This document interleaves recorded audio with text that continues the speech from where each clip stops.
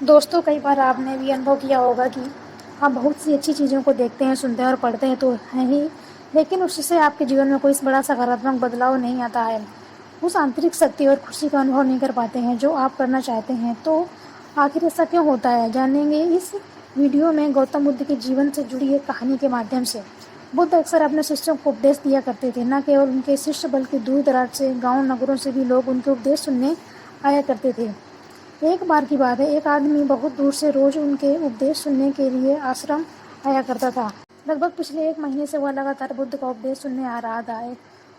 वह बुद्ध के द्वारा कही हर एक बात को पूरा ध्यान लगाकर सुनता और जब बुद्ध के प्रवचन समाप्त हो जाते तो वह वापस अपने घर चला जाता। एक दिन जब बुद्ध के प्रवचन सभा समाप्त हो गई थी तो वह उसके बाद भी वहीं खड़ा रहा।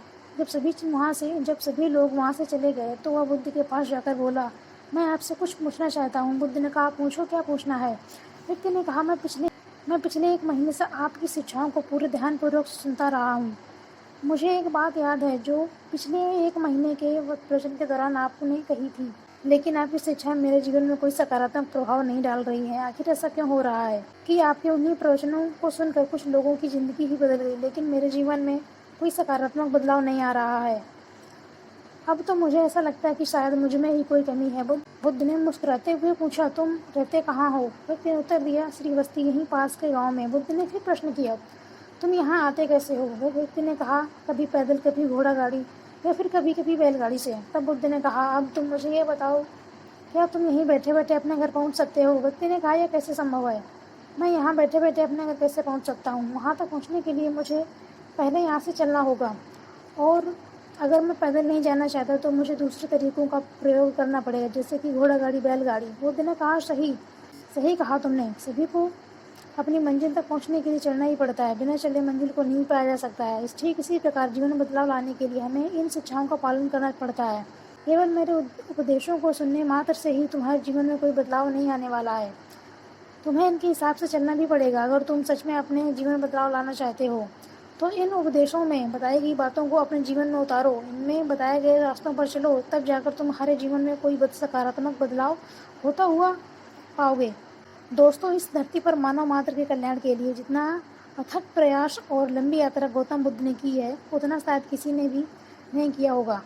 अपने ज्ञान प्राप्ति के बाद भी अगले 42 वर्षों तक वह लगातार पूरे उत्तरी भारत में भ्रमण करते रहे।